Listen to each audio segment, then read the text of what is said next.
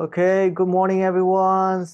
Welcome back to the Dreams Come True podcast, where our mission is to help bring your dream a little bit closer, step by step, to each of this episode. And today we're really glad to have Gerd Winkler on the show. He is an autism expert, has been working for way over 20 years, I believe, and he is now the chairman of Global Autism Solutions. So, yeah, a big welcome for you, Gerd Winkler. Yay. Well, thank you very much. It's wonderful to be on with you.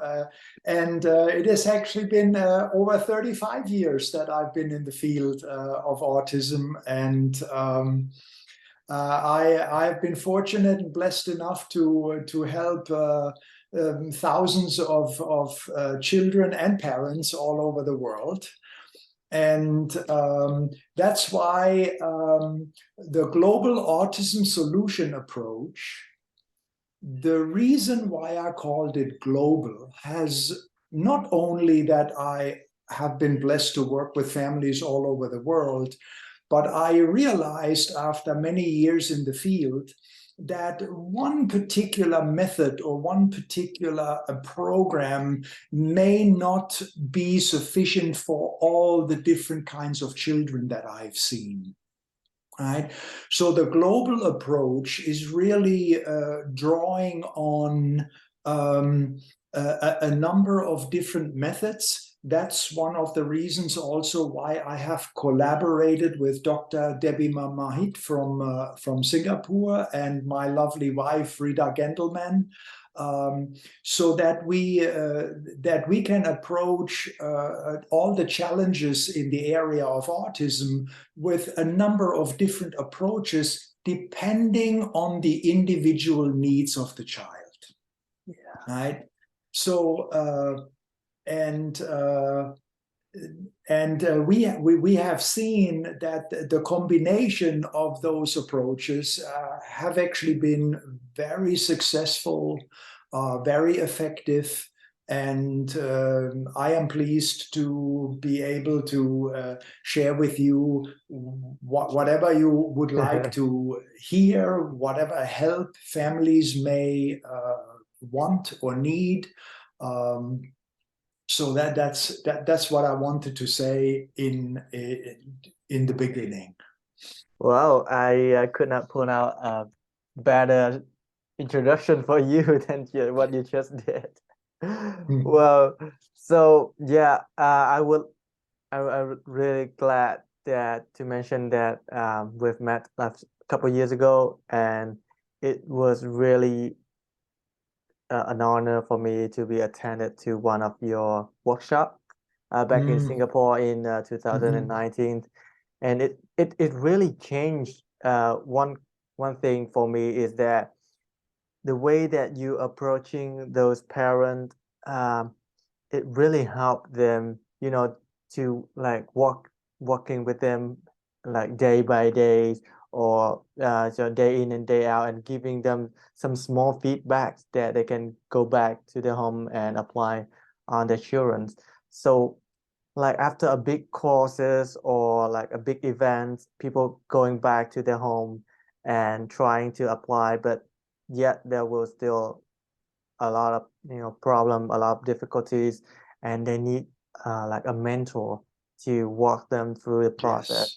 And what you've been doing is really a key part to deliver the success for them, and to also to the children.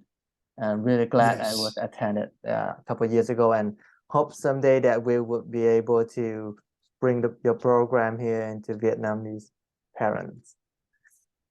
Wonderful. Well, I remember very well your attendance there, and it was wonderful to meet you. But to just expand a little bit on your words, yes, absolutely. A big part of my approach is the area of the mindset and the attitude of the parents. I mean, Rita Gendelman is an expert on the body-mind connection. Dr. Debbie is an expert on, she created a wonderful protocol to eliminate inflammation in the brain.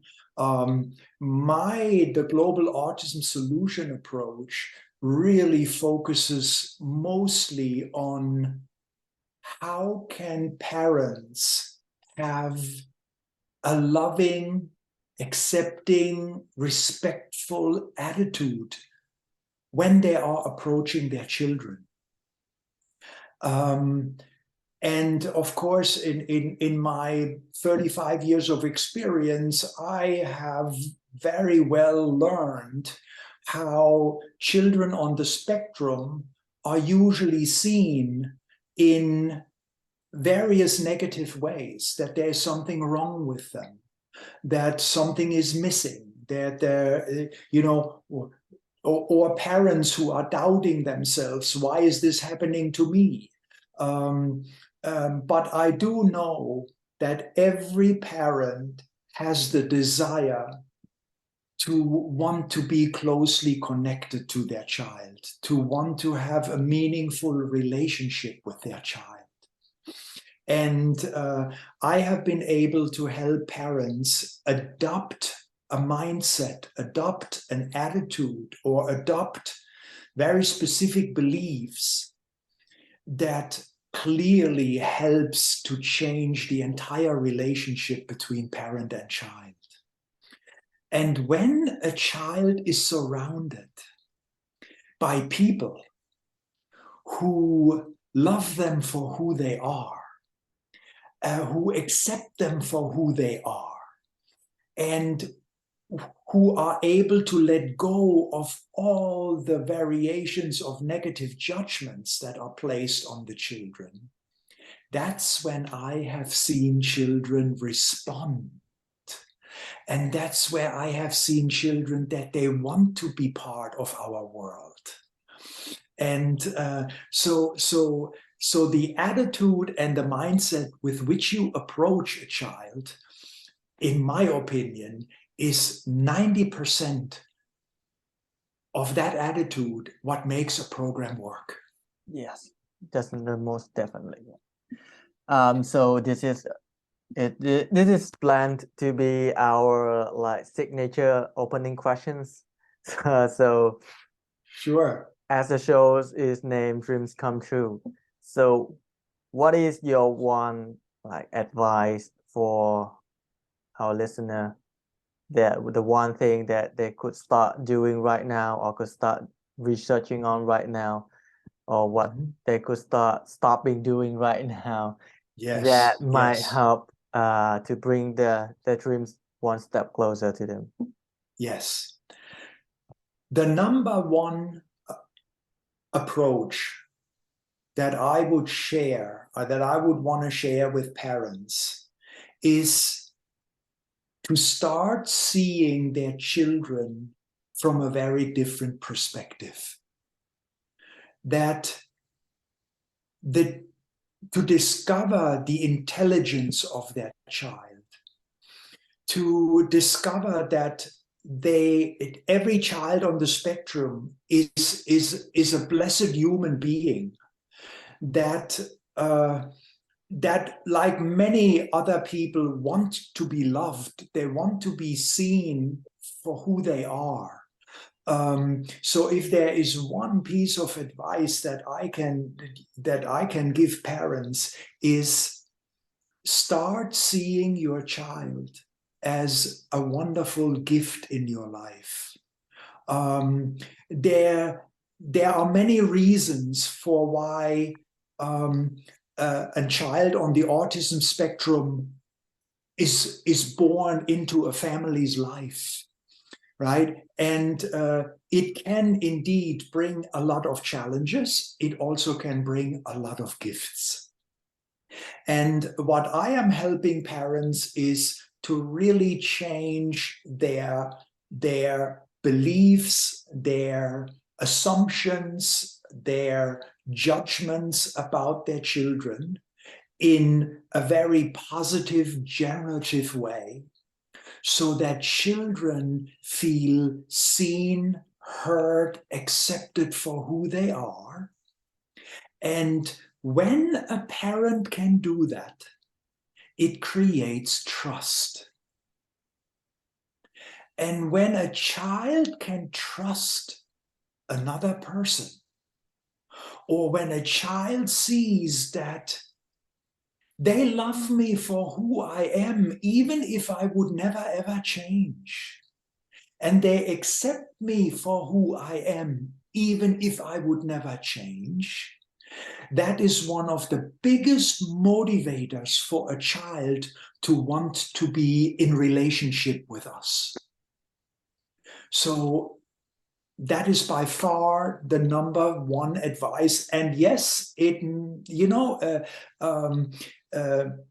children present all kinds of different challenges, but letting go of negative judgments and seeing your child through different eyes, and really changing your perception of who your child is, that would be my number one advice. And there are many different ways how I or Rita Gendelman or Dr. Debbie can help parents change that. But that's where I have seen the biggest responses from children to want to be open to what we want to teach them, to be receptive to what we encourage them to do, and for them to be motivated to want to be part of our life rather than staying in their isolated little world. Yeah. Mm-hmm. That concept seems to be like really easy for us to say now, but I bet that like 35 or 30 years ago it would be like a lot of like, it's this rebellious, it's very strange for people to approach autism in that way, right?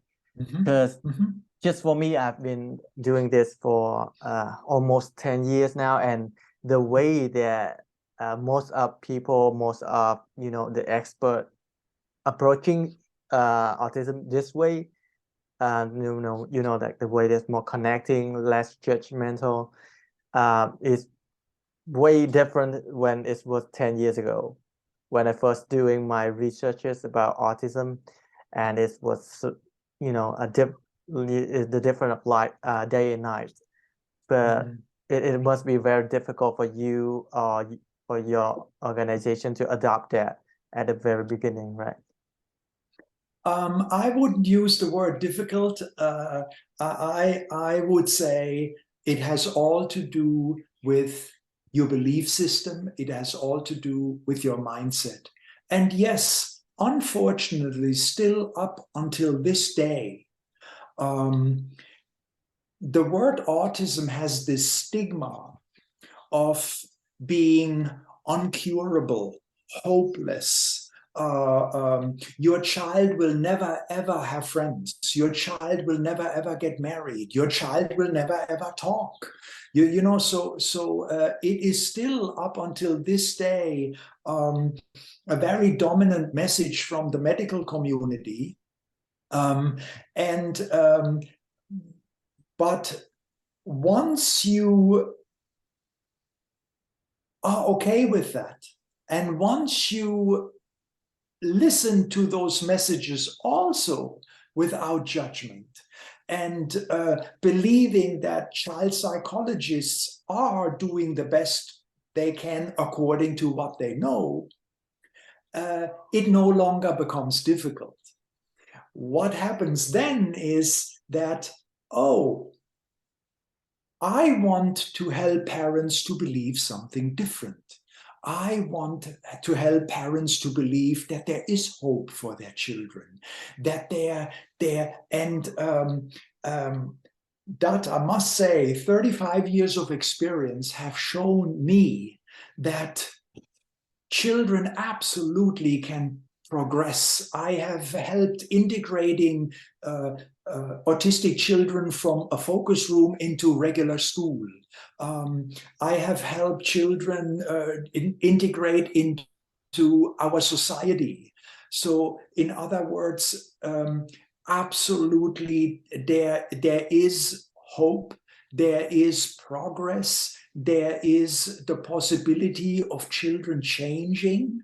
I have seen it with my own eyes hundreds of times, and I have been blessed and fortunate to see countless children really from the label of autism who are able to go to university. So I just want to make sure that parents know that yes, there is still a belief system about autism that is very limited, that is very, I would even say, detrimental to the children. That is not my approach. My approach is full of hope, is full of possibility, is full of just the belief that when a child is motivated enough, they can move mountains, and they do move mountains. And I have really experienced myself children with very challenging behaviors, very challenging situations, who have grown through it, who have recovered from sometimes very dramatic behaviors. So I just want to, I would want to let parents know, what do you want to believe about your child? And every parent has the power to adopt beliefs that either is helpful for their children and inspire the children to want to grow or to want to overcome autism, or stay with beliefs that keeps children locked in their world. Yes. And first of all, you know, the obvious benefits of adopting a new, like, more optimistic beliefs is that parents gonna feel way more relieved, way more calm, and they can enjoy their life way better with them. Right. It's interesting that you say this, because so much focus is on how can we help the children improve or progress. Well, my experience has been most of my work is actually with the parents. You know, when the parents are willing and open to grow, so do their children. So the parents become role models for their children, even if a child doesn't quite believe, oh, can I be part of our society, of our life? If the parent starts believing that first, and then approaches or then uses different strategies and different techniques to help a child in the area of speech, attention span, flexibility, and so on, you know, that child will follow. When you are surrounded by a number of people who believe in you, you start believing in yourself. Yes, right. Yes, definitely. Yeah, that's really deep to for parents. If they can understand that, it's gonna help a lot. It's gonna help a lot. So as my previous podcast with Dr. Davy, I shared with her this line, this description from another autistic person, and he's sharing that whatever label, that whatever like diagnose that your child have, is it's gonna be the limit. You know, it's gonna be it's not a bit. It's gonna be the floor. It's not the ceiling. It's not the top. What they can do, their potential is limitless. But that's what the worst they can do is autism. Yeah, is the worst thing. But the upside potential is limitless. So just believe in that. So Yes. scientist is gonna give you the worst part. Okay, and that at least what he can do is be autistic. But the upper side is limitless. So yeah, rather than focusing on paining for and regretting or being like worry or anxiety on their condition right now, just give them some hope and believe and make them believe in themselves, make them gaining trust in themselves, because somehow autism is the the problem of trust. They cannot trust their own body, you know. So well, if you would be surrounded by people who give you endless messages that there is something wrong with you, that you are damaged goods in some way, that you know that you cannot do this and you cannot do this and you're not able to do this, what would you do? You know, like it is very difficult to make friends with people who believe that about you. And then on the other hand, if you are surrounded by people who really believe that in spite of your challenges, I believe you can talk. In spite of your challenges, I know you can pay attention to me. I know, you know, who would you rather want to make friends with? definitely the one who believe in you, right? Yeah, it's that simple, but it also, you know, create a lot of, you know, debate that should I believe or not, and I don't think that is one thing that we should be arguing about. But there's, you know, as you might know, there will still be arguing and debating about, is that possible for an autistic person to grow or to be, you know, integrated. There's still that's one I'm sad thing. sure. I'm sure this debate may go on for a very long time. But what I have decided to do is I can offer parents my experience, my skills, and then it is totally up to the parents whether or not the global autism solution approach resonates with them. And those are the parents that I am more than happy to work with. And there are many parents who study the approach. They look at my website. They may even have a consultation with me. And then they decide, well, thank you so much, Gerd. You know, like we understand, but this is not for us. And then, of course, I bless them and I wish them all the best. So, yes, the global autism approach is not for everyone. But rather than spending time and energy on the ongoing debate, my focus and my intention is when a parent gets a feeling that I want to try this with my child, this feels good to me, there is an opening, and then I can offer them my help. And for example, when a parent decides, okay, Gerd, you know, like we would really like to try your approach, and then oftentimes I get the answer, so how long is this going to take? You know. So I usually recommend to parents, if you really can commit to do a home-based program for 1 year, and you really follow the cornerstones of this approach, if you are not happy with the progress that your child makes after 1 year, You can always go on and try a different method or a different approach or a different program.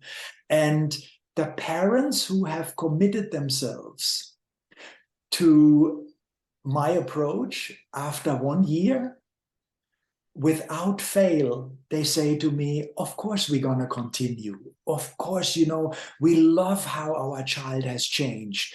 We love how this has affected our entire family.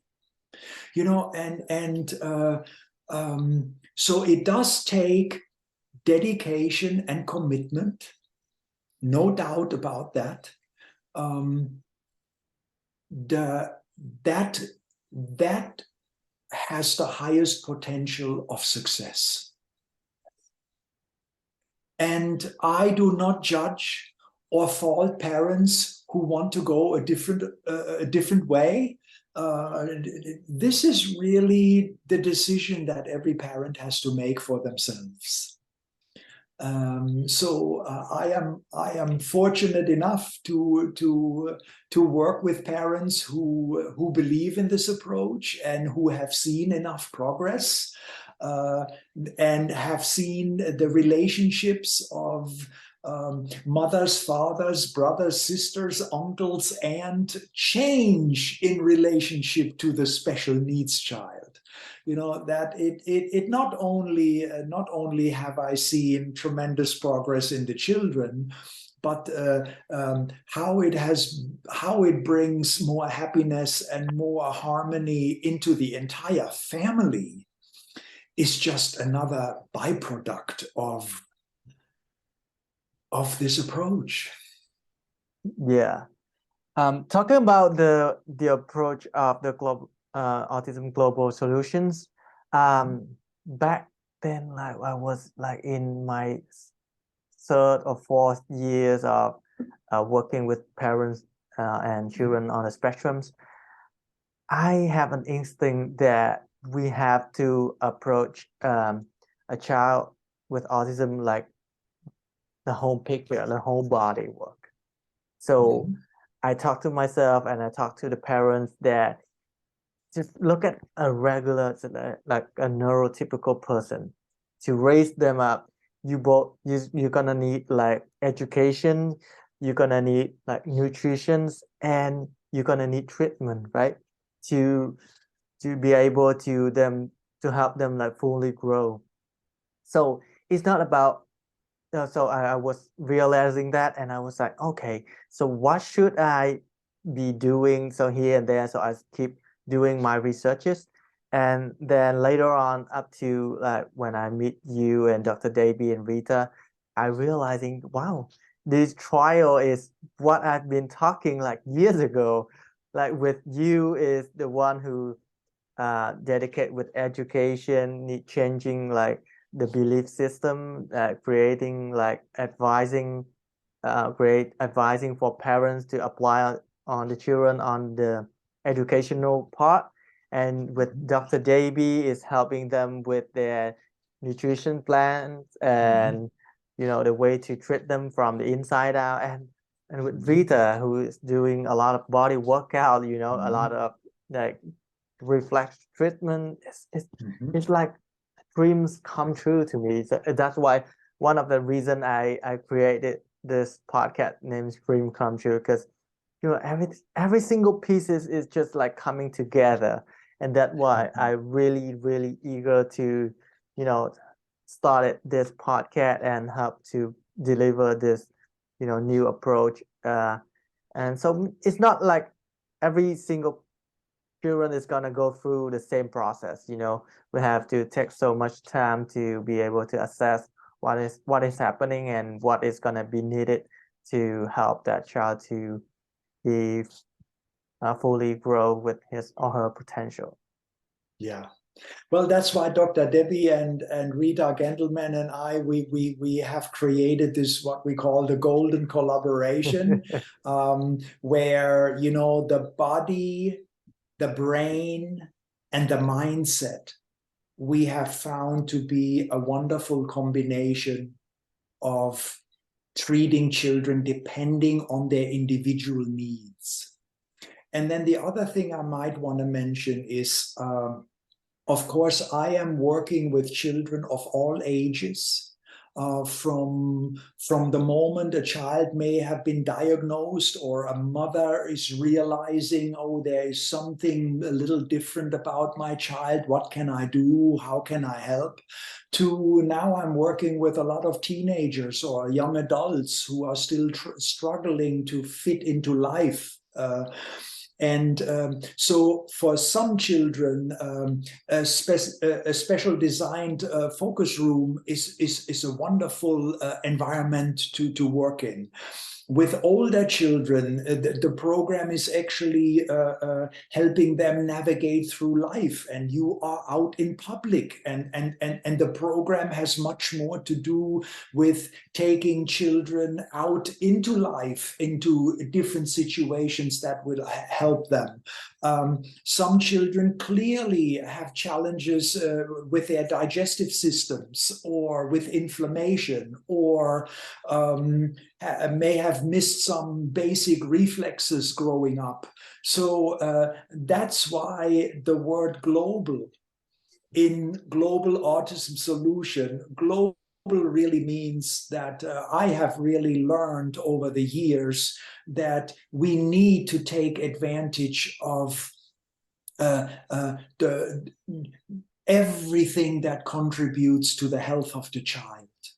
You know, not only the mental part, but also the emotional part, the entire nervous system, nutrition is very important. I mean, so many children have, all kinds of allergies and so on and so forth. But all of that, if you have, let's say, our golden collaboration, when we look at a child, we are not only looking at one particular aspect, we are trying to take the entire being of the child in consideration, and then we are assessing, okay, what would be the best treatment for this individual child. And every child is different. There is no one method or one, there is no silver bullet that fits every child.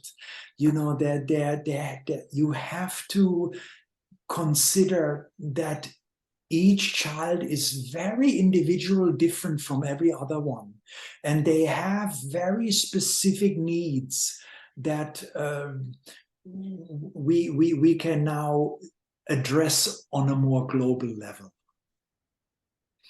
And we also have to put in consideration that each child has their own mind, and they have their own decisions to how much integrated they want to become, right? We have to absolutely put that in mind. And I don't hear very often say something what you just said.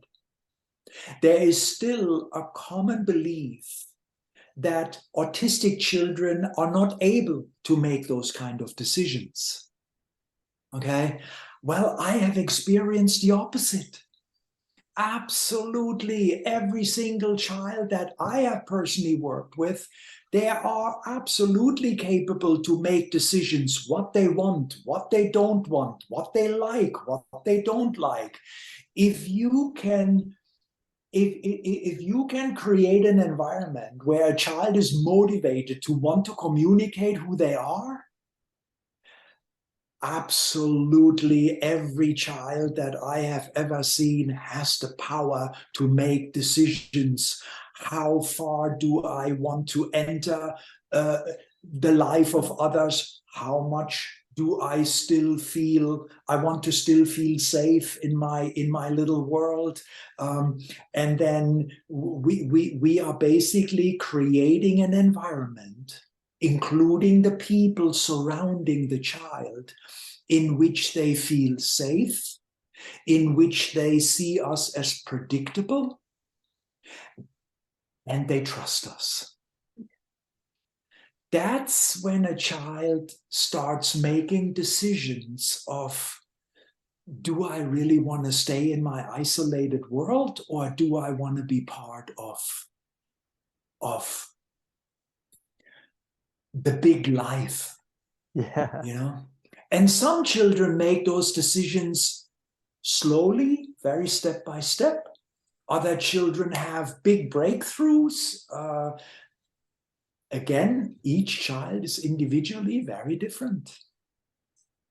And I also believe that as a parent or as a caregiver, our biggest goal is not to help our children to be fully recovered, you know, but our mission is to help them live their best life, Exactly. with the most happiest life as life. And to their fullest potential. Yes, to their full potential. Right, and that's where when the questions come, well, who defines what success is?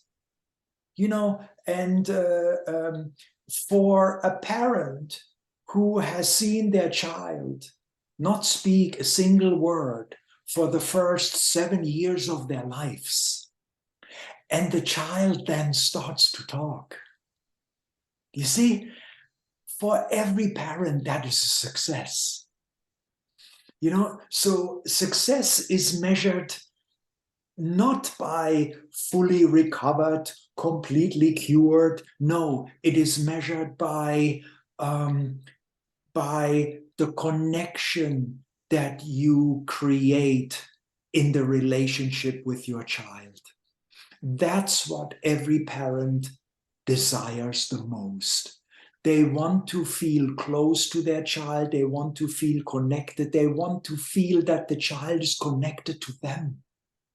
You know, and when that happens, and you ask a parent, how do you feel about the progress of your child?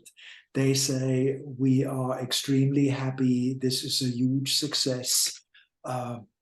And then how far the child will eventually go, whether they are able to go to a regular school or whether they are able to be out and about, and the parents can take them on adventures as simple as a walk in the park, or going to restaurants, or having a birthday party with 20 family members, and the child enjoys themselves and everybody sees how happy the child is.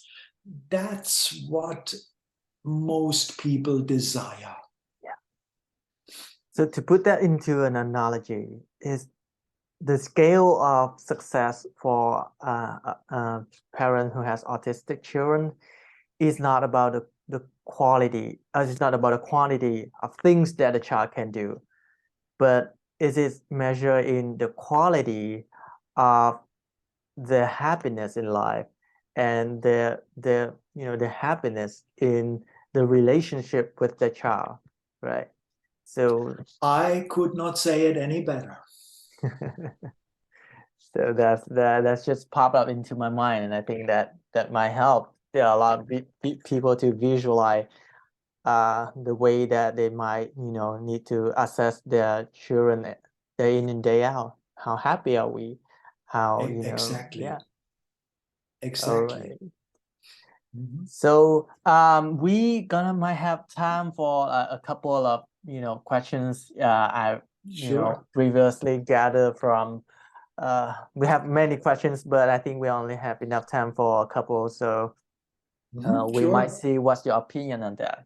So we have a child that is going to school, with shadow teacher, but he still have trouble with being bullied by his friends at school. So what should what advice do you give to them with your knowledge? So in a situation like this, it would be very important for a parent to take charge in educating the school, the teachers, and the students about their child. what I have experienced is most of the time when a child is judged in a negative way or made fun of or bullied, it is because the people who are doing that to a child simply do not understand who the child is. So a lot of those situations is based on ignorance. But once children start to understand, my child is a little different than you. My child functions different than you. My child thinks different than you. There are certain things that I know you can do better than my child. And my child can do certain things that are better than you can. Right? So this has to do with educating the people that the child comes in contact with to help them understand who the child is. I have been in many of those situations. I have stood in classrooms where I talk to the students, where I talk to the teachers, where I educate them about that the child is different than you are. Right? Once people understand that, their reaction and the way they treat a child completely changes. So this has to do with simply educating the environment and the people in a child's life to help them understand that the child may be different, but they are just as a wonderful human being than you are. And when parents, especially when teachers understand that, then teachers have a number of tools of how they can intervene when they see that the child is being bullied or made fun of. And then it would be the teachers' roles or the aides or whoever the adults in the school who would repeat the education to the other children until they really understand, oh, okay, I understand it now. And then the interesting part that what happens often, that's when some children in schools that I have been visiting many times, it's the first time that somebody wants to be friends with a special needs child. Rather than making fun of them, now they understand, and now they might even take the child under their wing. Sometimes they may even protect the child from other children. So this is a matter of educating the people in a child's surrounding about the child itself. And you know, to be able to do that, you have to also switch your belief system from that they don't care into that they are willing to listen and willing to help. Absolutely. It comes back to that changing your mindset, changing your belief system. And once you adopt a belief system that is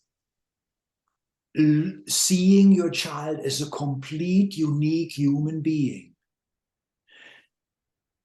the words that you say to other children, to the teachers, to family members, they will completely are based on a different belief about your child. And that's the education that most people who do not know much about autism need to be educated about. Mm-hmm.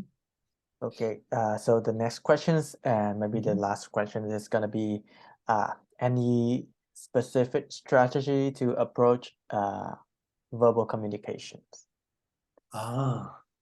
Verbal communication. Yes. So, first of all, 95% of children on the spectrum have the capability to speak. That's a good number.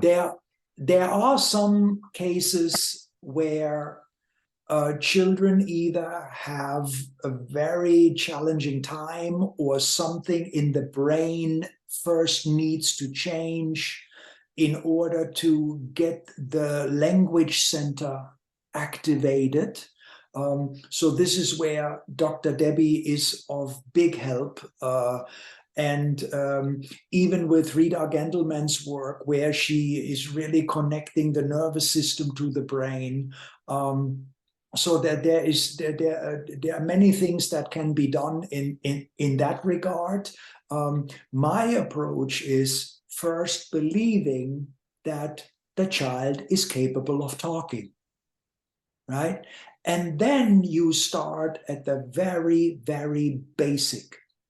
For example, every time you hand a child an object, right? And this could be a drink. This could be a bite of food. This could be putting a sock on their feet. This could be putting a jacket on. Do you see what I mean? Mundane little daily things. If a parent simply starts, and we are talking about a nonverbal child right now, right? To use just one word for the object that they give to the child, pen, and the child takes the drink of water, or or the word water, or the word eat, or the word sock, okay, without expecting the child to say anything. But you are letting the child know this object has a certain sound attached to it. The sound for this object is pen. Pen, right? And every child learns language through imitation. So the more precise you are role modeling single words to a child, especially when they want something from you, or when you give them something, that will imprint that sound into the child's mind. And oftentimes, without even asking the child to say anything, they spontaneously are trying to imitate the sound that they heard now 100 times. Every time they got a glass of water, they heard the word water. Sooner or later, I have heard this hundreds and hundreds of times, the child will say wa or water. That's where it starts. And then I have a very specific strategy to help children start learning one word at a time. Later on, we are expanding that to 2-word combinations. Later on, we are expanding it to 3-word combinations until a child is able to speak in sentences. And for the children who, let's say, have great difficulties to talk, they are talking about a global approach. There is facilitated communication. There is the rapid prompt method. There are all kinds of different techniques where you can teach a child to type instead of talking. So I have had communications with children who do not talk, but they are very good at typing. So you can have a conversation on a computer with them or on other devices, right? But first of all, I'll tell you just one story. I worked with a family in Arizona where the mother decided to start a home-based program. And the entire family was against the mother. They actually said, how can you do this? How can you be in a focus room all day long with your child? And so, but the mother said, let me do it. I know, I believe in this, So she worked with this child in a focus room, pretty much 5-6 days a week. 6-7 hours a day, and she followed exactly. We did ongoing, video feedbacks, ongoing consultations. After 2 years, the child still did not talk. So the family went again to the mother. Can't you see? This doesn't work. He doesn't talk.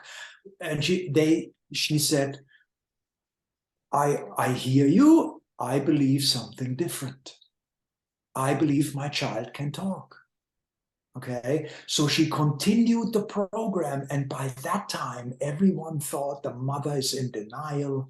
She is like, we are concerned about her. She's crazy, and she got all kinds of labels put on her, right? After about 3.5 years, she sent me a videotape where this boy was talking to one of his uncles in the kitchen in 3-word sentences.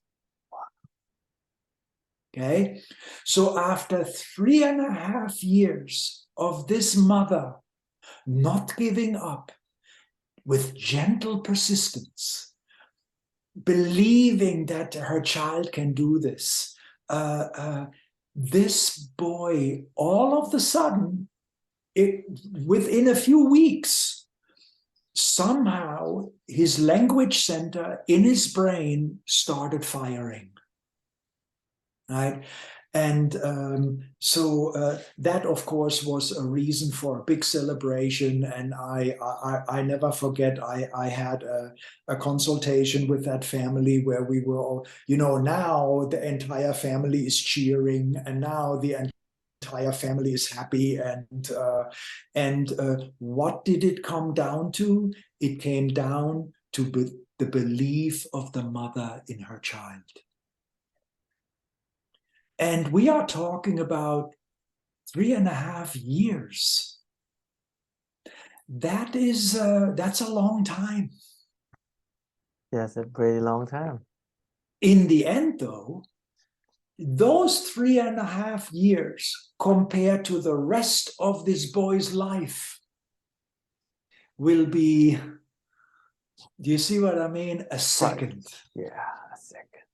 And to every mother out there, to be able to stand up for your child and being, take all of the criticism, but in exchange to be able to hear your child first word.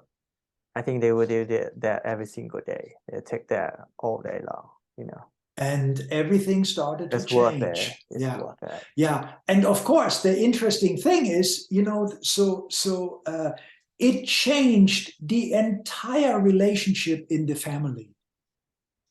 All of a sudden, the grandmothers, the grandfathers, the uncles, the aunts, the brothers, the sisters, all of a sudden, the harmony and the happiness in the family completely changed compared to how this mother was ridiculed for a long time from their closest family members, before.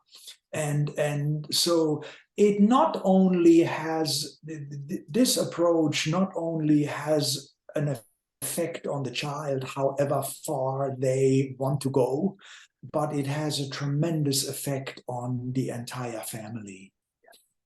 Yeah. So one last question for you.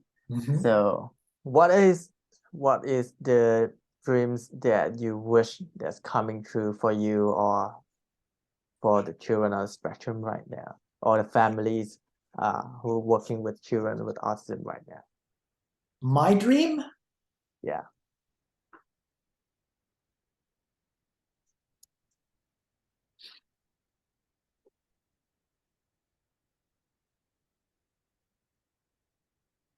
My dream would be that a parent would be open and willing to explore within themselves which beliefs are limiting helping my child, or which beliefs will help my child to grow.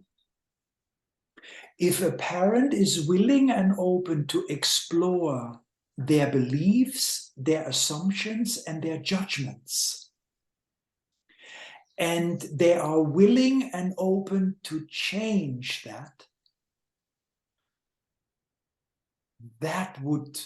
has always been my dream, will always be my dream. And you know why? Because I know that has the biggest impact on the willingness and the openness of the child to change. Yes, that's so powerful. And once again, Gerd, thank you so much for spending time with us. And I bet that this episode gonna change a lot of lives. So thank you once again very much for I spending would time hope with so, us. and thank you so much. It was my pleasure to be with you today, and hopefully we will expand on this in the future. And of course, I am very happy to help as many families who feel that this approach may be something for them, for their children, and for their family. Okay, thank you so much. Okay, Great. I'll see you in the future. Great, Bye-bye. wonderful. Have Have a a great day. wonderful day. Have a good one. Yes, Have a you good one. too. Bye-bye. Bye-bye.